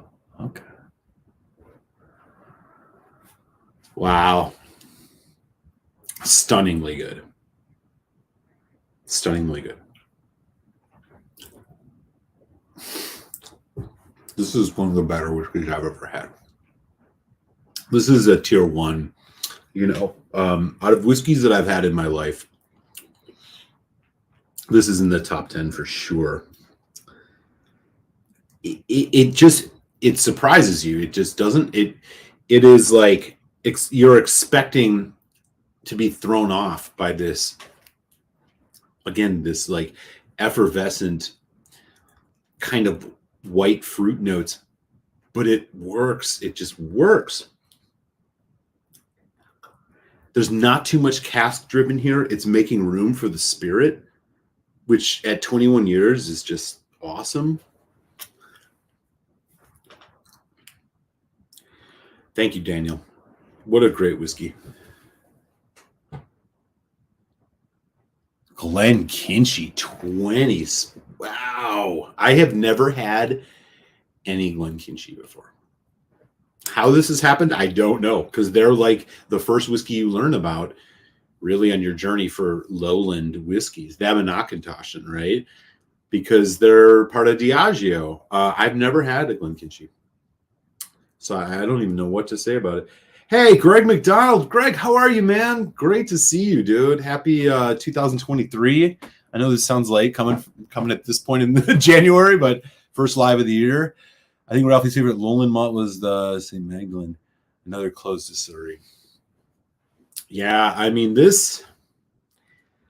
I've never had anything from them either. Surprise, surprise. When I think about Lowland whiskeys, I actually do not have very many. My favorite whiskey that maybe approximates their style is Glengoyne. Glengoyne is a top 5 distillery for me.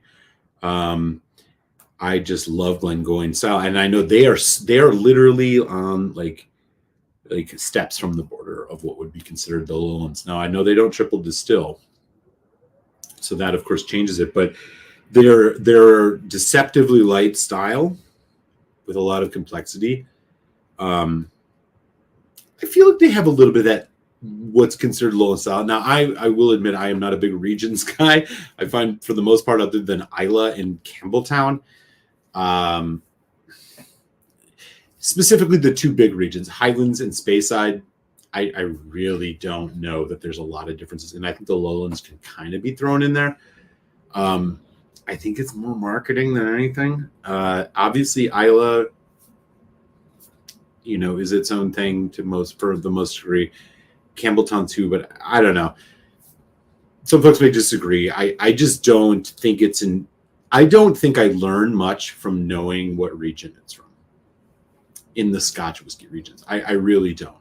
If you poured this for me and said, what region do you think this is from? I would have said this is a Highland malt, and then I would have said it's a Speyside malt, and then maybe I would have got to lowlands. I just don't think there's anything essential about the regions, especially on the mainland. To me, as an American taste to Scotch whiskey, that I really feel I have enough grasp of being able to generalize. Some folks may disagree with that, but I know a fucking Islay whiskey when I taste one, and I know a Campbelltown for the most part. But there's not many there. Islands whiskeys, come on, Jura tastes so different than Highland Park, which tastes so different than Arran, which tastes so different than Tobermory. What about them binds them together other than their geography? There's nothing about their styles, in my opinion. So, it is what it is. Anyways. Oh, man. Strawberries and cream. That's what you got going here. Yeah, man, this is a top tier whiskey for me. I mean, this is up there in my Glengoyne 20, my list of like best whiskeys I've ever had. Glengoyne 25, Brooklady 4.1 Black Art.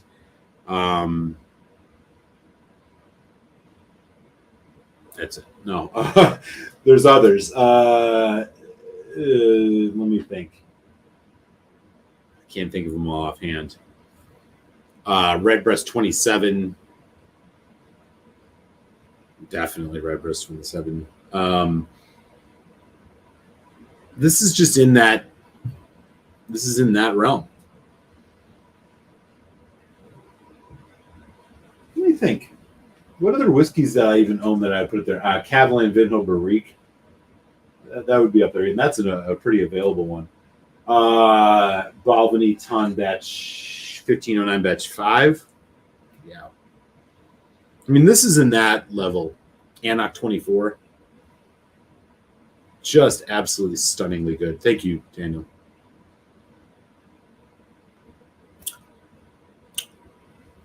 All right. We still got 19 folks in, which is awesome, man. This has been a lot of fun. We're going to go for another 15 minutes, maybe longer. I'm going to find myself a little bit of a pungent nightcap whiskey to bring this first live stream home with. If you haven't, take a second, hit that subscribe button. Would appreciate it if you haven't subscribed yet. And of course, would love you to hit that like button.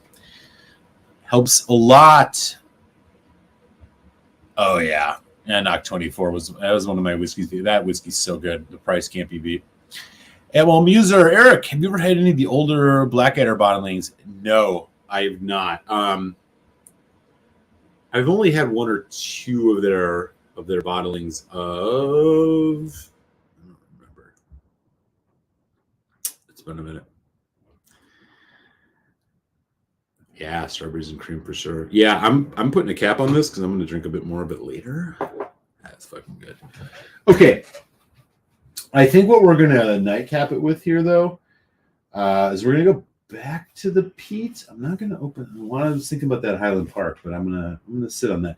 I think what we're gonna pour is a little bit of the Ardbeg Trevan.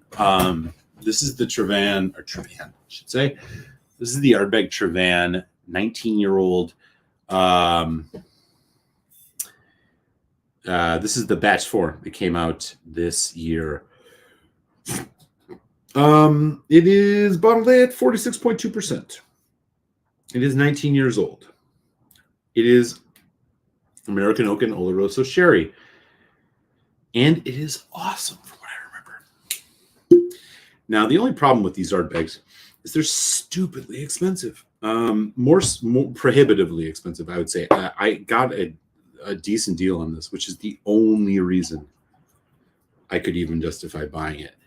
Because it's an absurd. They're like $300. But it is one of the best Ardbegs I've ever had. Emma Muser. When you doing the Campbelltown lock opening? Good question. We'll do a live stream of that for sure. I think I'll sip on that and a Springbank local barley. I have a Springbank local barley that I opened a while back that I'd love to get to. Yeah, I'm gonna do a Campbelltown lock. I don't have the 21-year-old Campbelltown lock. I just have the regular. We'll do that. I'm starting to see that a lot around here, by the way.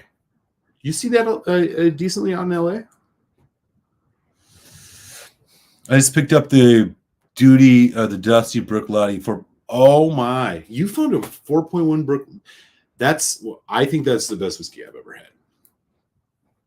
That is unreal. I will be very curious to hear what you think about that.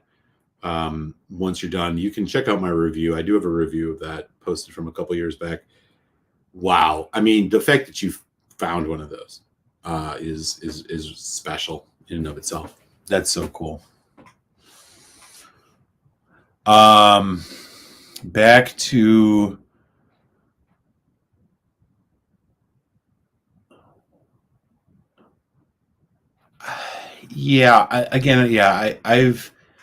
I've not been, especially with the mainland stuff, Lowland, Speyside, Highland. I just don't feel like I can notice any distinguishable difference that's universalized enough across enough products. Islay, obviously, yes. Campbelltown, I think, yes, to some degree, but the islands, no, not them really either. It just doesn't. They're too. Everything's too different. I want it to be true. It just doesn't seem like it is. Okay. So we're going to bring it home. Again, Ardbeg Trevan. This is it's a 19-year-old offering from Ardbeg. This is the 4th batch they've done. It's sherry and bourbon cask. This is the first one I ever had, which is this batch 4, and I only got it because I came across a good deal. And I absolutely loved it, but it's been well over a month since I've had it. So let's check it out. See, immediately on this, it's more balanced than any of the Lagavulins that we had. It has a much more of that charcoal soot kind of bonfire quality. It's a much more coal. Come on, man. It's a much more. The smoke is a much more like industrial smoke than I get off other Islay whiskeys. Tons of fruit, menthol, black licorice, accenting it. Stunningly good. I mean, it's no Rosebank, but all right.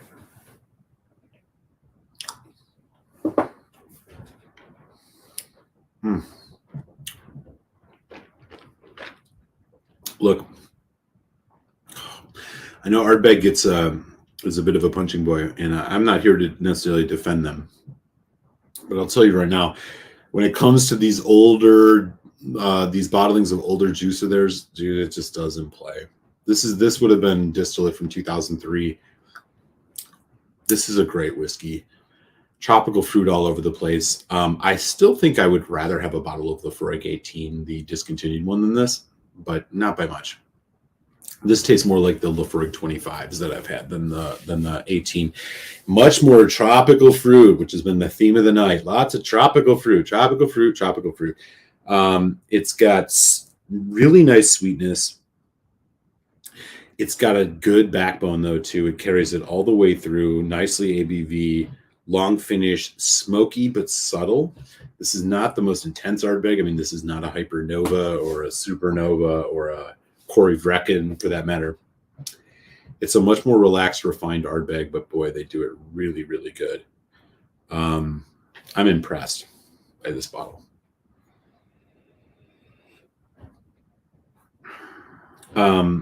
I did have a sample, I think, not long after I got this, of the batch 3 and the batch 2. The batch 2 was really good. The batch 3 was solid. I think this one is probably my favorite.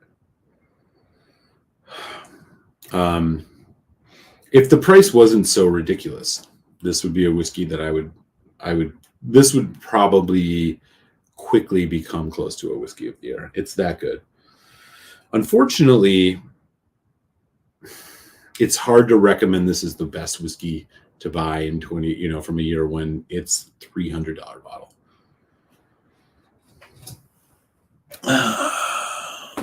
That's awesome.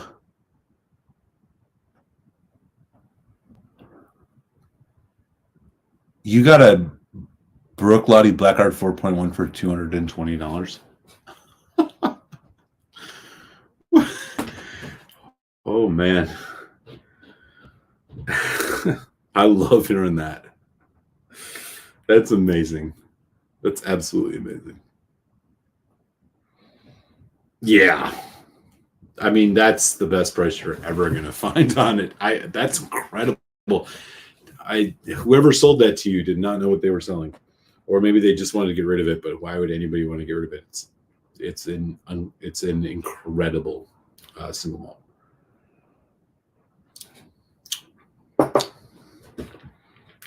I'm going to tell you right now, I'm going to save my pennies. I will buy the Batch 5 Trevan when it comes out without even hesitation. As much as I cannot stand what seems to me is to be Ardbeg's kind of going a little bit too far. I mean, they're not going Highland Park too far, but I think they've gone a little bit too far with some of their marketing and the whiskey that's being marketed. At the end of the day, the marketing, I think whiskey should be fun. I think Ardbeg's trying to make whiskey fun. It doesn't need to be a stuffy thing, and I kind of appreciate them for that. I think the problem is that the whiskey itself is not living up to the standard of the price that they're asking. And I hope it turns around, because an Ardbeg that we can all count on is a great thing. I think the 10 and the Ugadal and their core range stuff, I mean, forget Wee Beastie and Unknown, in my opinion. Those are not necessary.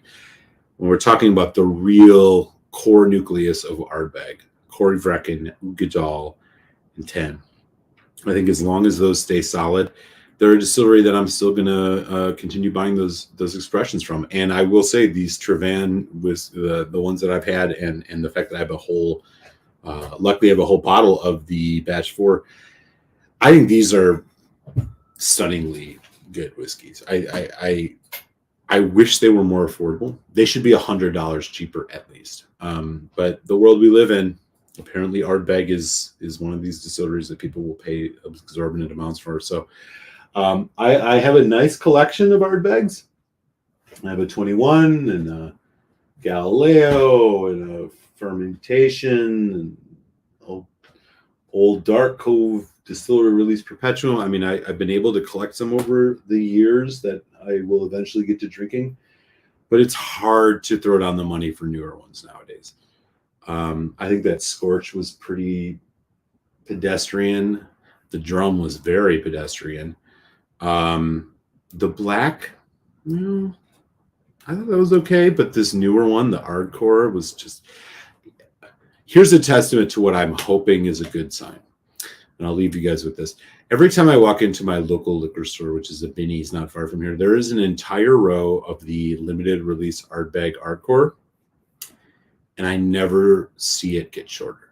It's on the end of an aisle, so you can see all how deep it goes, and it's all the way to the back, and they're selling them for $129, which is, by the way, the amount I paid for the committee release grooves just 5 years prior.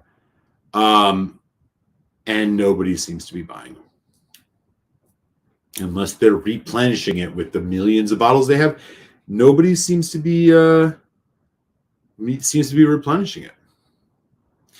And I think it's a testament. I hope that this is maybe the beginning of the end of the mediocrity when it comes to some of their Ardbeg Day releases, because I just don't think any of them are worth the money. They've done a couple in betweens that I thought were pretty good. The Ardbeg one, the rye cask, was solid. Fermentations is quite good. The Hypernova, which came out this year, it's like their smokiest whiskey ever.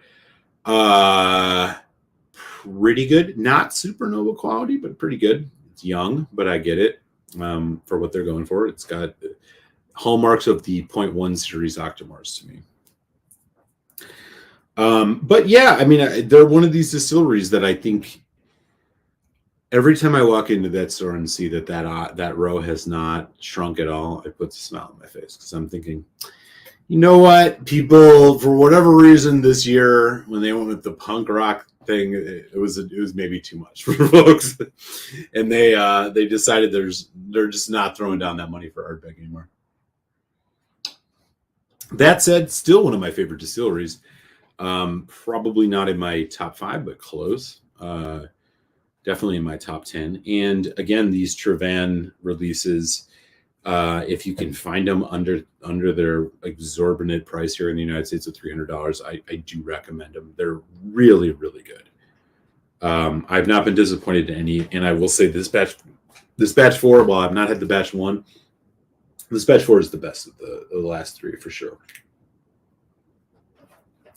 Oh, I should mention, it also says it's non-chill filtered right here on the model.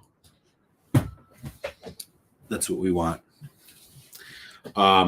Great juice. Now, how long these will be good before the whiskey goes from being older Ardbeg stuff to newer, I mean, they only have so much old stuff, right? So like that 21 up there, I think it's 1999 juice, maybe a little bit... Maybe 2000. I mean, there's just not that many years left of that. Normally, I really dislike black licorice, and this just has a hint of it on the back end, like aniseed. It's just completing this. This is just a really good whiskey. This is a 4, in that 4.25, 4.5 range for me. Even after not tasting it for a month, it's just that good. I hope that they can keep putting these out at this quality. And I hope that we can all find stores that are going to sell them well under the exorbitant $300 that we too often are seeing for these. Because I'm sorry, that's too much. There's too much other good stuff we can get at that price. All right, y'all. With that, I'm going to wind things down for tonight. I do appreciate everybody hanging out. We had some surprises. We drank some really good whiskeys. I want to give shout outs to Daniel H., Mike B., and Rob MC specifically for the great samples that you sent my way. I really appreciate those. This was a really fun tasting. I will be doing my best to make sure I give everybody as much advance notice as I can when I do another live. So if you're around and want to join, do that. We will be doing the Campbelltown lock soon. I have a nice Aaron 13-year-old Pinot Noir peated whiskey we're going to check out one of these nights. And then obviously the Highland Park 25 and the there was one other one. Oh, the Balvenie 25 probably.